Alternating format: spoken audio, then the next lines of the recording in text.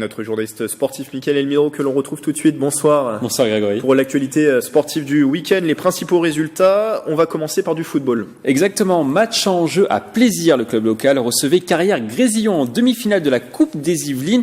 Après une première période rythmée, ce sont finalement les visiteurs qui ouvrent le score sur un pénalty 1-0. Ce sera le score à la mi-temps. En deuxième période, les affaires de plaisir ne s'arrangent pas. On voit le premier pénalty, justement. Voilà, Grégory. Donc, en deuxième période, les affaires de plaisir ne s'arrangent pas. Il concède un deuxième pénalty, s'incline finalement 2-0. On écoute les réactions.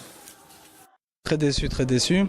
Après, c'est le football. On va commencer par féliciter Carrière, qui a mérité sa qualification. Quand on se qualifie, on le mérite. Donc, bravo à eux d'abord. On a mis les ingrédients pour gagner ce match. On a eu 45 premières minutes qui étaient à peu près équilibrées. On prend un premier but sur un petit détail. Après, on reste quand même dans le match. Je trouve que la deuxième mi-temps, on a totalement dominé l'adversaire. On a eu pas mal d'occasions nettes. On a touché la barre. Le gardien aussi, il était sur quelques coups. On n'a vraiment pas eu de chance.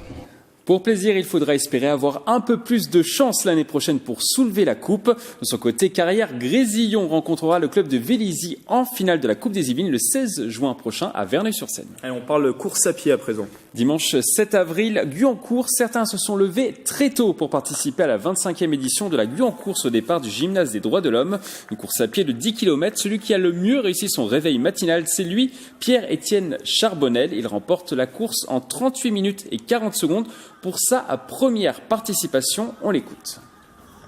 Le deuxième est juste à côté, pas très loin. On a fait 10 bornes ensemble et puis j'ai un peu décroché sur le dernier kilomètre, mais non, c'était très bien. Rendez-vous l'année prochaine pour une 26e édition. Les organisateurs pourraient modifier légèrement le parcours et intégrer de la marche nordique au programme de l'événement.